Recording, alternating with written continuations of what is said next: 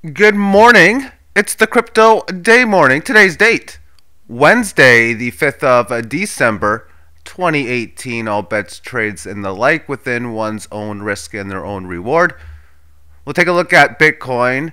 Very little amongst the altcoins. For the last day or yesterday, I was talking and showing results within spreadsheet. The last one was within the Doji coin and how phenomenal it did using a strategy on the buy low, sell high. Well, I've got a coin that's gotten its ass kicked. And within this strategy, it's also gotten its ass kicked as well. And I've added a few more different things in there, like, we'll show you. Now, within and I'm going to talk about my strategy more as well. So within this resistance level of the 18, I've talked before about showing strength at the 18 highs. Well, in spots like this is showing weakness amongst the 18 average of lows. And if I could reverse the chart, you'd see strength. And I can reverse it because I got the TUSD, which would be put up very shortly after we go through the Bitcoin analysis. We'll see the opposite. So breaking down below this, leaving the 18 average, I've seen this happen so many times. Good leg lower, you come up to this correctionary phase, and then of course you resist such a thing. You leave the 18 lows, which means you're now reaching the previous low areas. You find little to no support, and then next leg lower. And then the next leg lower, I'm presuming to be around 3,000, and maybe even cutting a little bit below that into the high 2,000s in the area of 2,700 and change in the 29s. But we'll see. Of course, market's obviously going to do what it's going to do within the single hour time frame. Whenever a move happens, I state, okay, I need to see it hold key areas. So therefore, you have this rally that occurred yesterday at 1 in the morning, or a day and change ago, 30 plus hours ago. Well, this is a key resistance point that I need to see it hold. And it supported it yesterday afternoon, but it didn't really spark any rally. It corrected through time for a quarter of a day and then breaking below, and a nice decent leg lower where two previous low. And now it's up to this line area where we are seeing the possibility, well, it is resisting right now. 3 periods right now within the 18 average of highs, enough to flatten it out. So I can't tell in this stage if it's going to break out, go down below. But the overall weakness probably gives a small bias looking at this directly towards that of the downside just by looking at the 1 hour time frame. Now let's look at other ones to see if we can paint a different picture, which obviously has been done. 38.5, a hair above such, was the resistance level of what is an inverted head and shoulders pattern. And a lot of people take the length of a pattern, which is like 37.73. At the differentials, only like 80 points. So the objective target, if it breaks above, would be about like 39.30, which is just another leg higher, really, for the most part. And this resistance has been established. Now, it only, of course, where the line is, and it's established some more short term at 38.75, only 20 bucks higher. The correctionary move has done well within the 18. A lot of times I say breaking out above a certain level, you can expect it to have a good gain. So I'm going to say that again, breaking here. But it already did that at 645. So if you're to play a situation where, okay, I want to play markets when they break these key levels, like the inverted head and shoulders pattern, and then you've seen it happen at this time frame. Let's look at this on the 10-minute. Oh, I can't. That's the custom interval. Okay, 15 will work. So therefore, you go long, 38.68, 38.70. You're only down 17. So you haven't had that move, but you've had nothing where you would be stopped out either. For me, it's foolish to have a stop in a spot like this anywhere at, above, or near the 18 average of lows for maybe around 38.30, maybe below this low here at 38.07. Different strategies when playing that style of game. And again, breaking out above it should do well. So that's enough for Bitcoin on its normal cross. Let's take a look at this against the TUSD. And we'll do that by finding it in here. There we have it, which is against Bitcoin.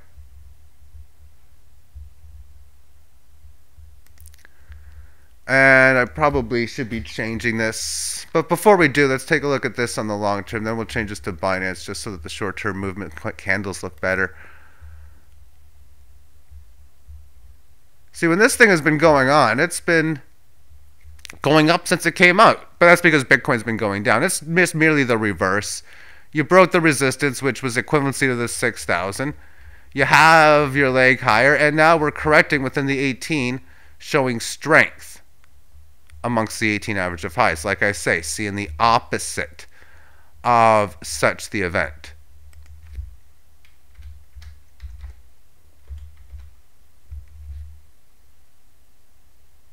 Okay, why didn't that work?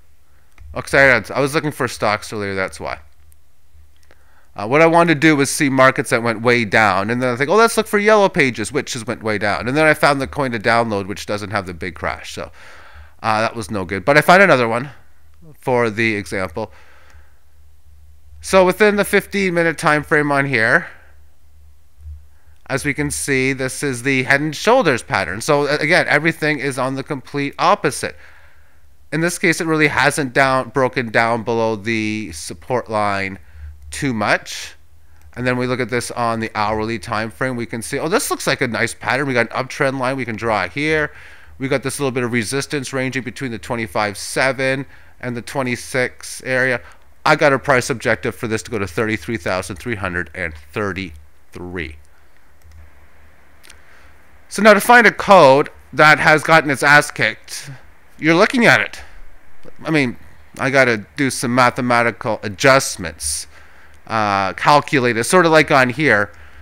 When you look at stuff like, you'll get things Litecoin USD calculated by TradingView. Well, this is going to be TUSD BTC calculated by me. So what you do is it's just 1 divided by the price of Bitcoin. Merely that's what it was. And back when Bitcoin was $5, that means this would have been 0.2. So to say that it's got its ass kicked would be an understatement. So I got the data in here for several years, like 2,800 collective days up to this point. And these are the results. Now, the spreadsheet, what it's designed to do, if you haven't been tuning in, I put in sell figures, so I'd be selling at 22% if it goes up. I'll sell at 80% if it goes up even further than that. I'm going to buy if it goes down 25%, and then 40% below that. And if after every time I sell, I'm going to sell it down to 1. So if my portfolio is worth 1.22, I'm selling 0.22.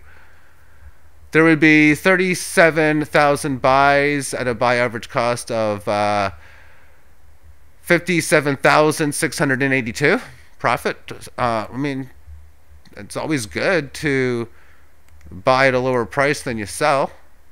However, when price action is much lower than this number, that means you end up losing.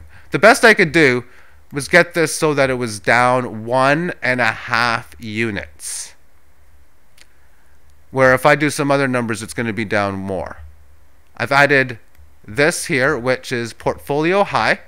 So by doing all of this trading, the best that your portfolio was worth was positive 3.224. So all those early gains got destroyed. Portfolio low 2.87. So since the Bitcoin fall this year at 20,000, it's managed to go from minus 2.8 to minus 1.5. So you'd be up 1.3 from the low. And actually, no, you'd be up 2.3 because this is what this is worth. This is give or take. No, never mind. This one's give or take. EOD adjust. What this means is at the EOD stands for end of day. You adjust your portfolio at the end of the day. So therefore, if it's worth more than, As long as it's within 1%, you trade it, or more than that. So if your value is 1.04, you sell at 0.04.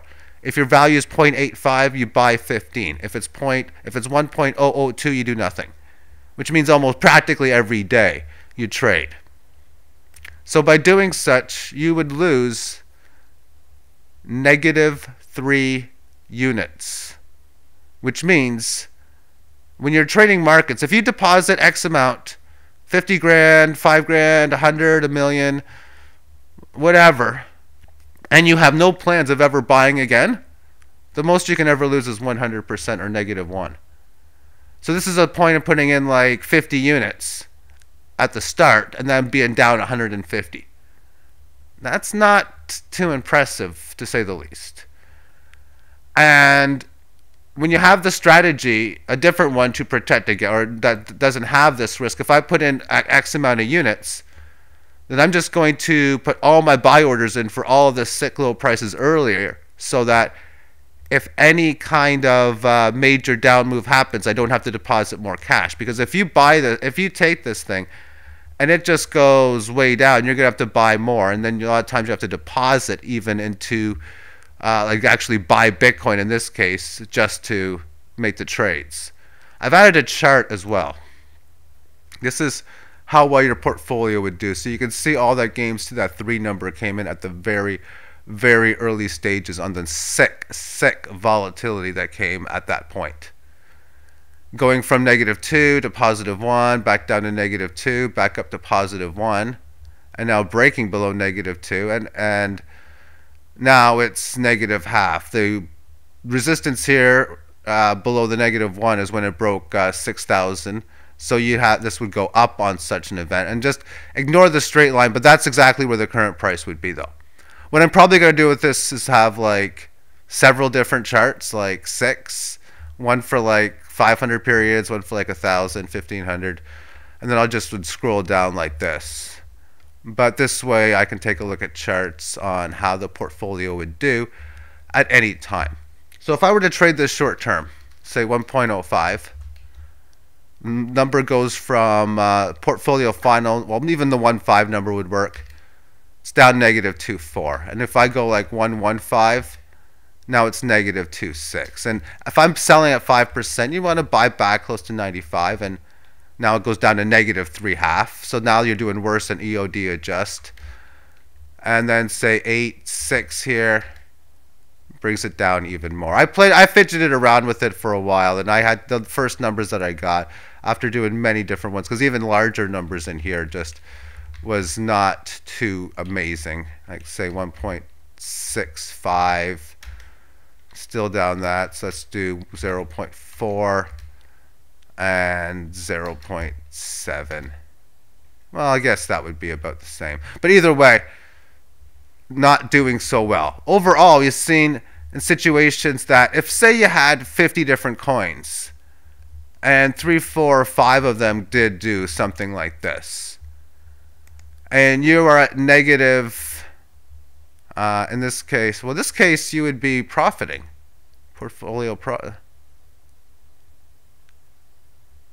Wow, interesting. So, okay, I was trying to find one that would work, but let's just go back to say you didn't do that. Let's just say you did 1.3 or 1.2, 1.3, 0.81, and 0.75. So you're down minus 1.6. You're going to have a lot of other ones that are +5, +8, as we've seen with Doge, +3, +2.5. So if these are your worst ones compared to your best ones, I think that would work out well. If the entire crypto market falls, that's the big risk, obviously, because like any kind of way of investing in cryptos, you do have supreme large risk that is associated with it. And I'm not even done yet, so I'm going to be finishing off with this. This will be coming back several times throughout the week because I'm enjoying this, and I got many different coins I still want to look at. And I'm just, again, getting the spreadsheet just ready to go more than anything. My graphics, not too good, but anyway. The way I'm playing, I'm playing this base trade with many different pairings. 45 coins crossed against Bitcoin. And they are at minimum value. 5 other coins, 3.5 times larger in value. And then another one in Komodo, which is 5 times larger. So over 50 coins in here. And 2 coins, I'm not playing that way. Theta, I'm playing for gain theta, meaning if I sell, for every 100 units I sell, I'm going to try to buy back 110, 120, depending on the volatility I choose. It's right now 3 1/3 times more than the minimum value. I'm going big on XBY. A lot of people probably already know that. I got 21 times the amount of the minimum, or all of these coins are just about twice the value as my XBY that I'm trading against Bitcoin. I got a little bit. I'm also trading against Litecoin as well. Litecoin against the base currency. That would be 3.4 times larger than the BTC minimum. And I got confused reading this. This is Ethereum. Litecoin against Ethereum. That's what that means. So I just wrote that in wrong. So ignore this. Litecoin and Ethereum I'm trading together. And Bitcoin against the TUSD. I'm just going to use it as a hedge. 3,000. I got my buy orders. I'm probably going to need them anyway because I'm going to have to be buying these coins. And against Litecoin, I've got 17 coins that I trade against the minimum value for it. And about XBY, which is about 4 times larger. And therefore, that's basically how I'm playing the game. Everything's always worth it. So market goes up 15%, then I'm going to sell about 15% of what I own. Let's finish this off within the theta chart. This is November 28th to current. My last buy was right here at this low. And that means I was buying below the 400 mark. And I started selling in here. About 4 sell orders hit, I think. 3 or 4. I think it was 4. But every 3 or 4 points I'm selling. So 474, 470, 466, and 462 in that area. And now I'm not buying back. I put my orders in like this. 402, 396, 392, and 388, something like that. And therefore, for every 100 that I sell, I'm going to try to get about 120 back, which is, it's a game. It literally is a game. And I think it's one that overall has very, very large profit potential within play. And overall, within these strategies, and I look at the volatility of these moves that you can trade for. As markets go up and down, have all their moves, do all their things. I mean, that's what they do. This is just a beautiful thing about charts and price movement. And we look at, okay, what volatility do I pay? 10%, 20%, 50%? Because that's really what the idea of what the spreadsheet here is all about, trying to figure out, do I go low ball or big? And when I showed Doji yesterday, which may have been a little similar to looking like this, then it was a lot more profitable playing for big gains, waiting for 30, 40, 50% moves rather than 3, 4, 5, 8% moves. Well, in XBY, it's been more profitable waiting for, not by much, but it's been more profitable waiting for 5, 6, 7, 8% moves than it has been 30, 50, 60, 70% moves. So every market, of course, is going to be different in that measure. But regardless of the fact, whether you're playing for short-term or large-term moves, given that the volatility of the crypto markets are large and you're thus going to be able to get large moves, I think it's going to work out either way, again, as long as the market doesn't go straight down. I've already shown examples of markets that do this, and they just chop up and down like this, and they become profitable. But Bitcoin hasn't been that volatile. On its way reverse, going from the equivalency of $5 to the current 20,000 now over 3. Of course, reversing those numbers, up meaning down, down meaning up. But when you have big gains and all that, and what's the volatility, let the market decide.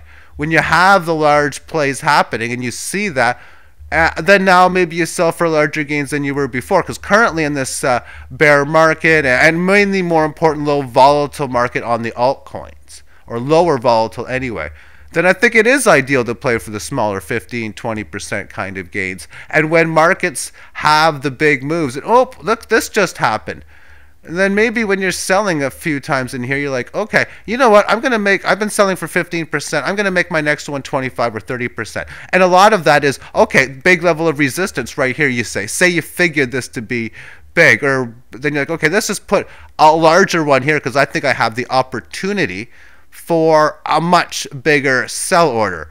And when you see that, you take it. And then most certainly the buybacks, when you have the huge gains up, then you can easily go for bigger plays, because if you were, say, selling here and buying back here, and it worked out to be like, this is, say, 100 and this is, say, 83, so you were selling at like 99 Satoshi, buying back at 85, that was like 15%. Now all of a sudden this thing might have went up to, say, 220, we'll say. You're at the point now where it's like, man, this thing might go back to like 145. And that's a differential would be like over 70 points. So now instead of waiting for like these 15% pullbacks, you're waiting for these 30-35% pullbacks and getting better trades, thus adjusting more towards the message of the market as you go forward. So that really, to me, is the key towards all of this. And then my strategy with the hedge of a Bitcoin at 3,000. I'm not going to count my eggs that if and when it hits there. Of course, it doesn't matter if it never does, because if it bottoms now and goes up, I'm happy.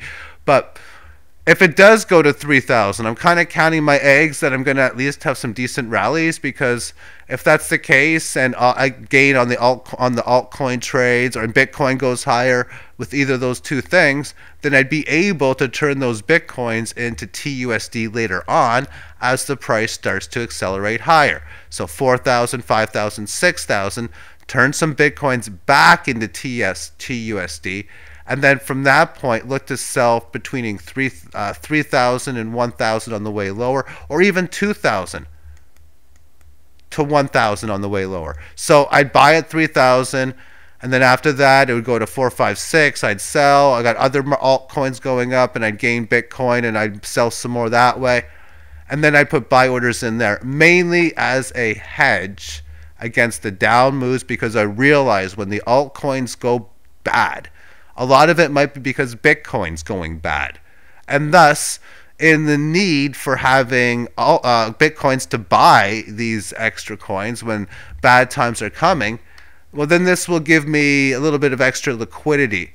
Because I can, if I get to a situation where, say, let's just assume that does go to 3,000, then back up to, say, 5,000.